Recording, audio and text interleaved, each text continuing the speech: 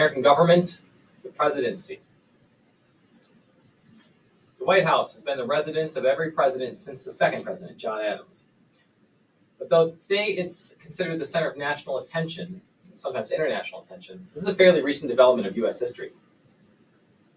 During nearly the entirety of the 19th century, for instance, the country was far more interested in what was happening in the halls of Congress than what the president was doing, or even suggested that he wished to do. But as Congress has abdicated more and more of its governance powers to the executive branch, the presidency, Article 2, we now live in a presidential age, so much so that most Americans believe that the president is somehow in charge of our national affairs. That's a misperception we call the illusion of presidential government. And that illusion is no longer limited to presidential election years every 4 years, unfortunately. It's ever present. To be sure, the president today is far more powerful in a political sense than he was in the 19th and 20th centuries. The federal government is exponentially larger and more powerful, and the president oversees a large number of executive agencies. As well, the United States has emerged as a major player on global economic and military defense stages, starting roughly a century ago. Indeed, though he cannot declare war, the president is the commander-in-chief of the United States Armed Forces. Commander-in-chief.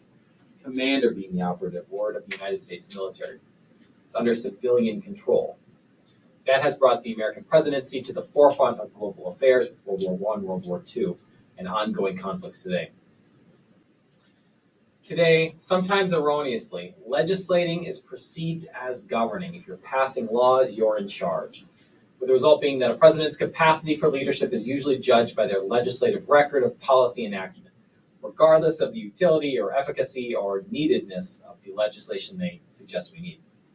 Yet we must remember the presidency operates in a system of strategically divided powers. The president is not all-powerful. The president's executive office is but one branch of the national government. The president can propose legislation, but unless Congress goes along and writes the bill, there will be no law, and the will of the executive branch becomes irrelevant to the people. That is the oft-forgotten reality of the American political system. Article 2 of the United States Constitution lays out the powers and responsibilities of the American president. This article is strikingly different in its wording from Article 1, which provides for the powers of Congress. Article 1 is quite specific, providing a precise listing of congressional powers, from the power to print money to the power to establish the postal service. In contrast, Article 2, regarding the executive or the president, is noticeably more vague. It uses broad terms to grant the president 4 different powers, 2 of which are especially relevant to the president's domestic policy role as chief executive.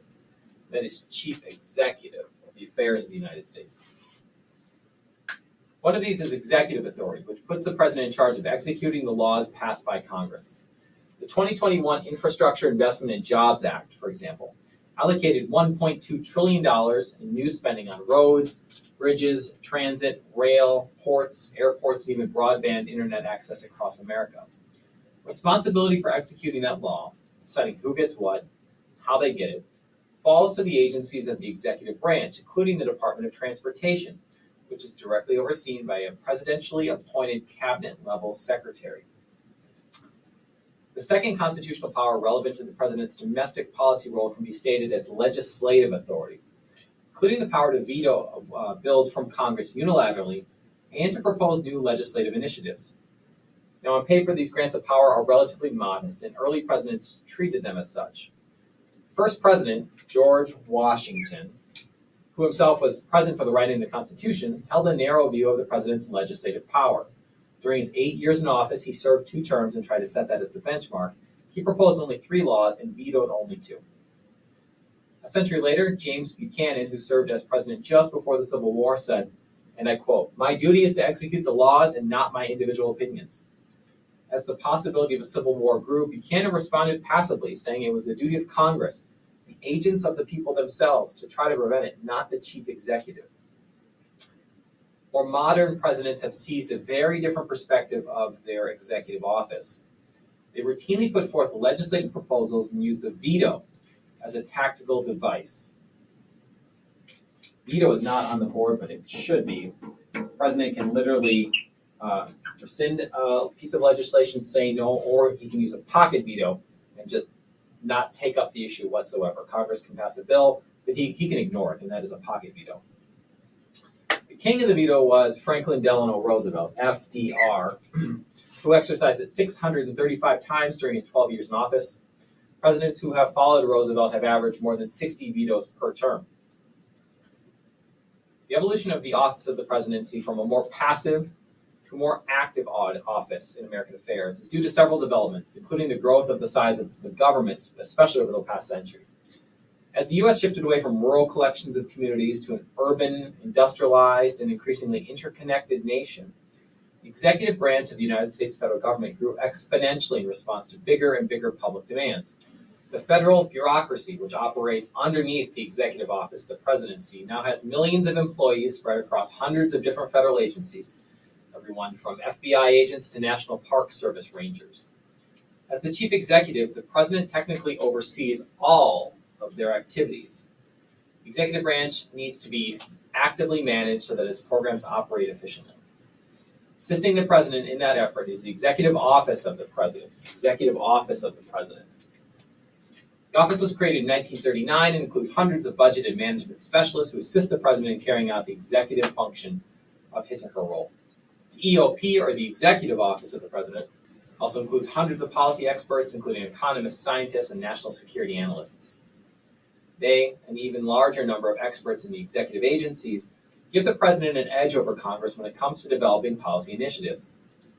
Even policy issues that seem relatively straightforward usually have unseen layers of complexity the president needs to consider.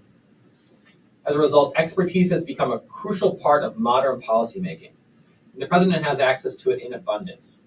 Members of Congress don't have this advantage. Their staffs are relatively small in comparison and not as well organized to initiate new national-level policy proposals.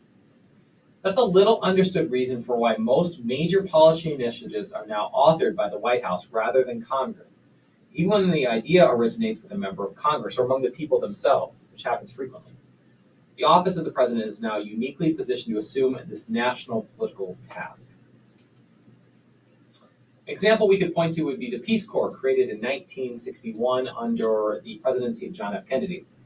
Ever since its founding, the Peace Corps has been a signature policy among Democrats, even though it was proposed 3 years earlier by Minnesota Senator Hubert Humphrey. President JFK had the apparatus to build out the senator's vision into the complex multi-billion-dollar program that has now operated for over half of a century. The president has two additional advantages that have tipped ownership for major policy initiatives toward the White House and away from Congress, who actually technically write the laws. One is the fact that the president is the country's only truly national elected official.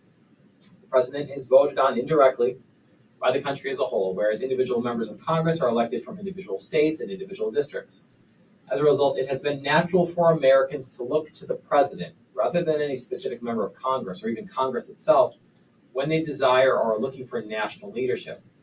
And this expectation of presidential leadership gives the president a unique ability to shape the nation's agenda, an expectation that is now widely held by members of both major political parties, even though Congress is the will of the people. Theodore Roosevelt, Teddy Roosevelt, he is not on here, but he should be.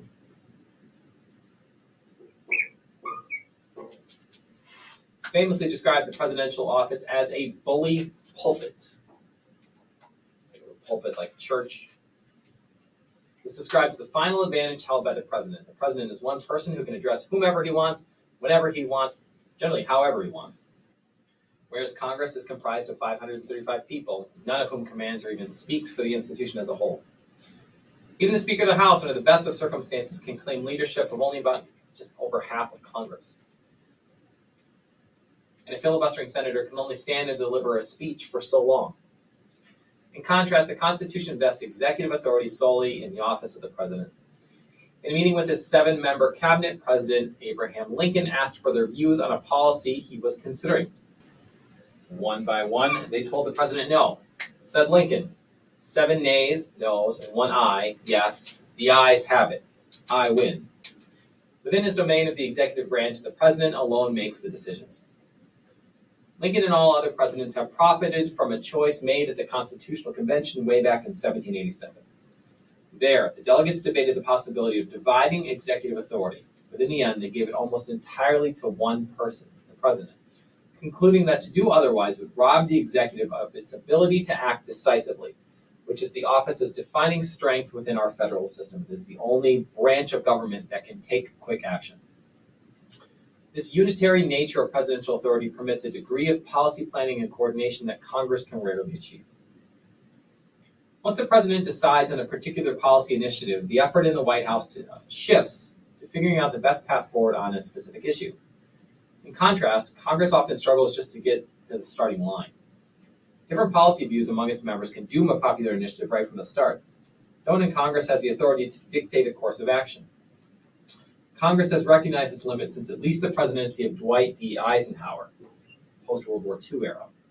When he took office in 1953 and didn't immediately put forth his initiatives, a House committee chair told him, quote, "That's not the way we do things here. You draft the bills and we work them over." That's not to say Congress hasn't occasionally taken the policy lead.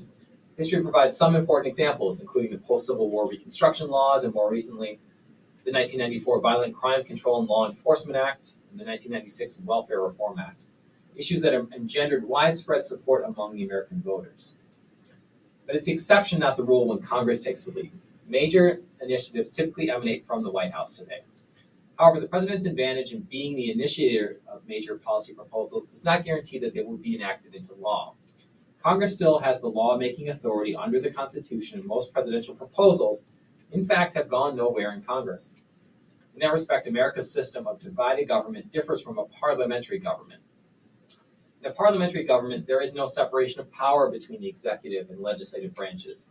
The prime minister, for example, who is chosen by a majority of parliament, is both the chief executive and the chief legislator. When a prime minister forges a major policy, it's nearly assured of getting passed when it comes up for a vote in parliament because there are enough members of parliament to support the placing of that prime minister. Not so for presidents who operate as a separate branch of government and must persuade Congress to act on their initiatives. And of course, there's no guarantee that the president will be of the same party as a majority of members of Congress. So what best explains whether presidents win over or conflict with Congress? Many factors and circumstances come into play. Did the president just win an election? And by what margin did he or she win? Is the president popular with the people? Do members of Congress want to be seen supporting the president? Does the president's party have a congressional majority in one or both houses of Congress? Are the lobbying groups that support the president's proposals more powerful and influential than those opposing them? Let's take a look at some recent presidencies to illustrate these realities of executive governance. First, presidents have usually done better with Congress in their first year or two in office than later, in their third or fourth year. At the start, they're fresh off an election victory. Congress is more inclined to look to them for leadership. Or perhaps stated more honestly, they are less eager to pick a fight with someone who just won an election. Typically, by the third year in office, all presidents, even incredibly popular ones, will have lost some support in and outside Congress as a result of having to make contentious and tough policy decisions. As a top aide to President Gerald Ford put it, quote, "Each presidential decision is bound to hurt someone." Put differently, only on the first day in office does a particular president possess an unblemished record. An important variable influencing perceived presidential success is whether national or international circumstances provide a president one or more openings for quick federal action. For instance, the recent Russian invasion of Ukraine in February of 2022. In such instances, Congress and the American people immediately look to the president for leadership because that is the organ of government that can do something quickly. Presidents with strong records of achievement have, often through accidents of history, served during especially critical times, during major wars, sharp economic downturns, and periods of social upheaval. No better example exists than that of President Franklin D. Roosevelt, FDR, who held the office of the presidency through the Great Depression all the way through into World War II. He was elected president 4 times. This is before the Constitution was amended to reserve the presidency to just 2 terms. As a result, FDR's policy impact is nearly unmatched in its scale and ambition. It was shortly after FDR's death that the Constitution was amended to limit the president to 2 terms, the standard that was articulated by George Washington 225 years ago. Most presidents, however, do not preside during such times, and their opportunities for achievement are fewer. Even great American presidents find themselves hemmed in by history. This sentiment was best captured by Abraham Lincoln when he said, "I claim not to have controlled events, but confess plainly that events controlled me." His assassination while in office tragically illustrates his point. What happens is outside of the president's hands. The president can only react. In the final analysis, nothing matters more to presidential success than whether Congress broadly supports the president's agenda, a condition that generally requires one-party government. If one or both houses of Congress are controlled by the other major party, presidents usually struggle to enact the policy initiatives they laid out in their campaigns. They make a lot of promises. It's hard to do when someone from the opposing side controls one or both houses of Congress. Great presidents, however, can pivot, but ordinary presidents generally fail to do so.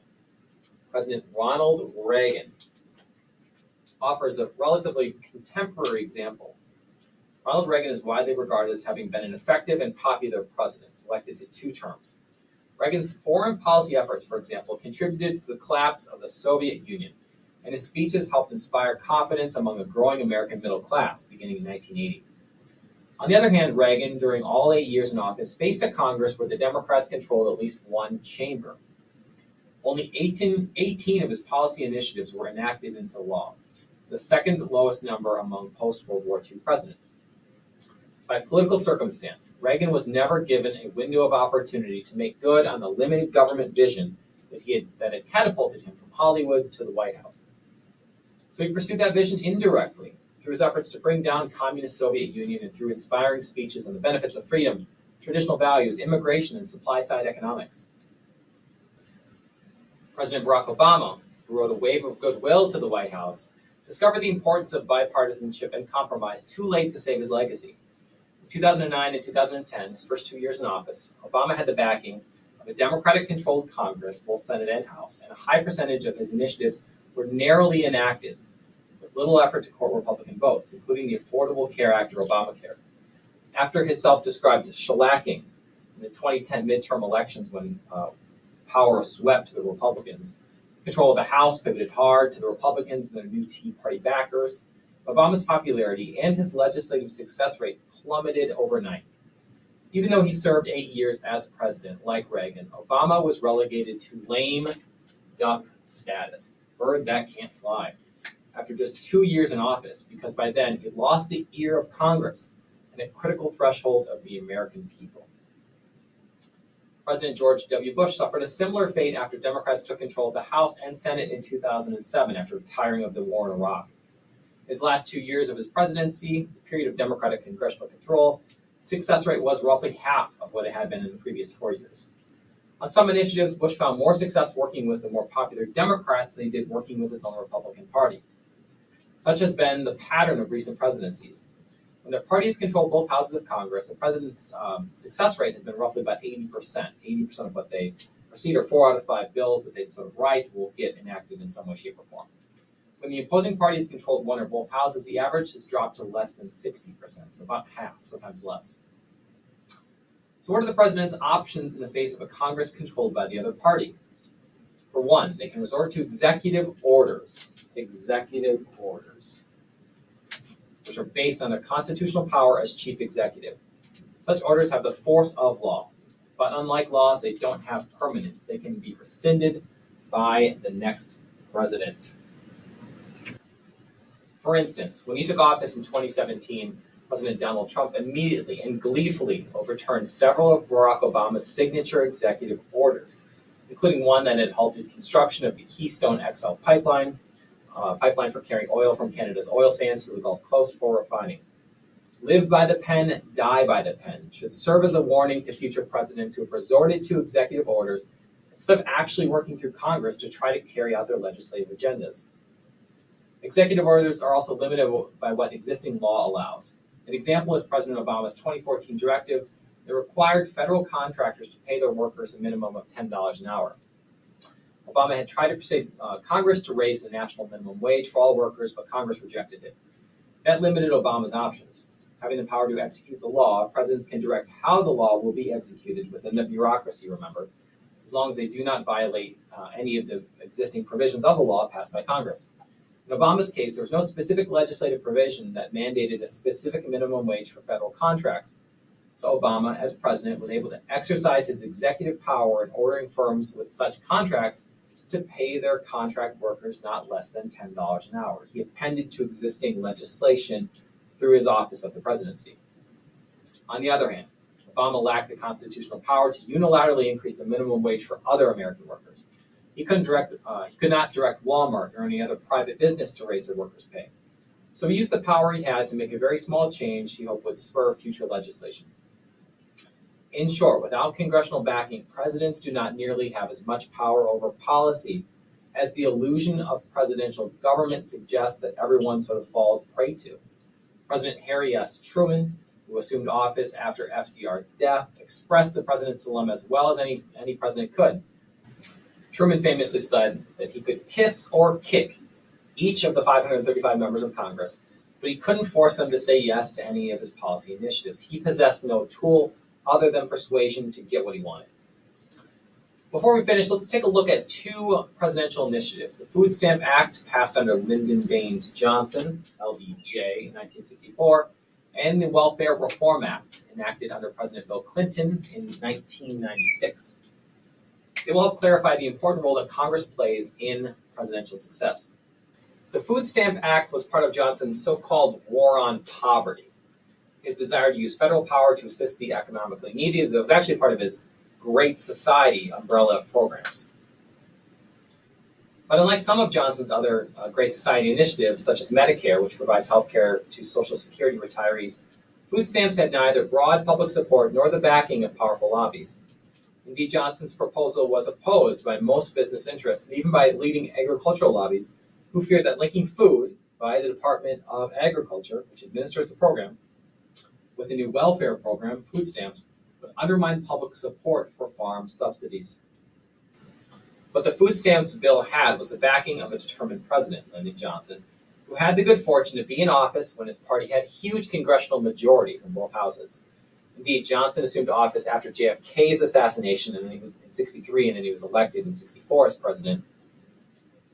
And after 64, more than 3/5 of those in the Senate and nearly 3/5 of those in the House were elected as Democrats. He almost said 60% of both houses. That's huge.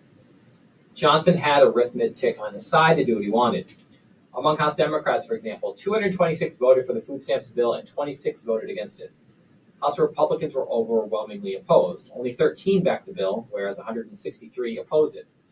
And even if no Republican had backed the bill, it still would have passed through the House.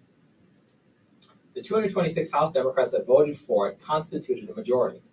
Such was the magnitude of the Democrats' House advantage. They had the votes to spare, which is a rarity in American politics. That the bill was unpopular with the American people did not stop its passage. Now let's look at the 1996 Welfare Reform Act, also signed into law by a Democratic president, this time Bill Clinton. But in this instance, Congress was firmly under Republican control for the first time in 40 years, actually. When he ran successfully for the presidency in 1992, Bill Clinton promised to end the sort of welfare his Democratic predecessors had championed. He called himself a new Democrat, understanding that American politics was increasingly dominated by people who shared Ronald Reagan's style of conservative idealism.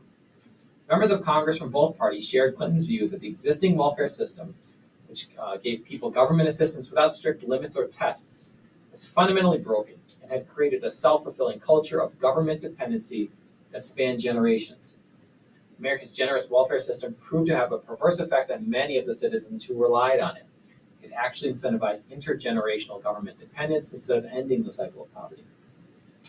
Nevertheless, Clinton was unable during his first 2 years as president, a period when his fellow Democrats controlled Congress actually, to get them, his own party members, to agree to reform the overlapping social safety net of federal welfare programs. When Republicans gained control of Congress after 1994, they immediately set out to write a welfare reform bill. When it was unveiled, its bold provisions troubled many Democrats, whose constituencies stood to lose out on long-standing benefits. Clinton shared some of their concerns, but was in a weak political position. He was running for re-election. He had lost badly, or his party had lost badly in 1994.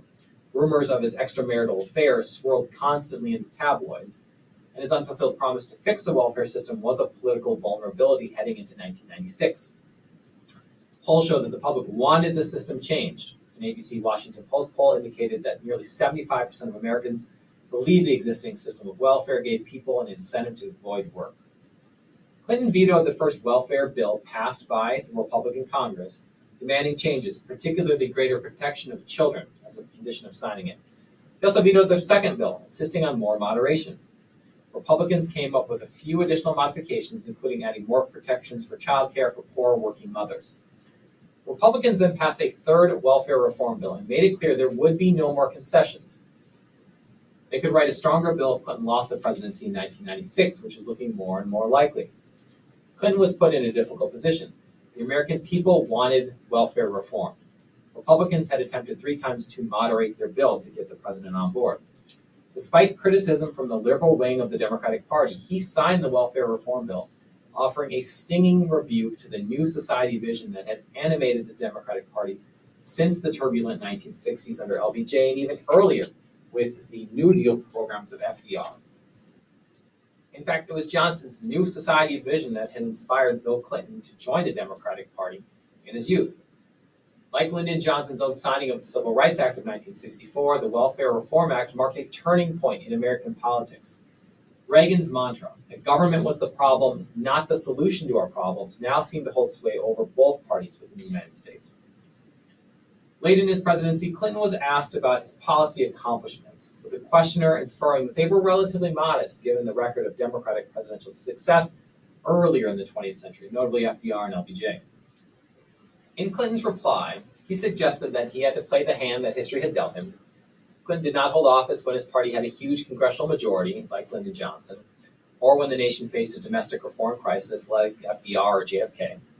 What Clinton faced, and many of our modern presidents face instead, is polarization, or what someone called gridlock.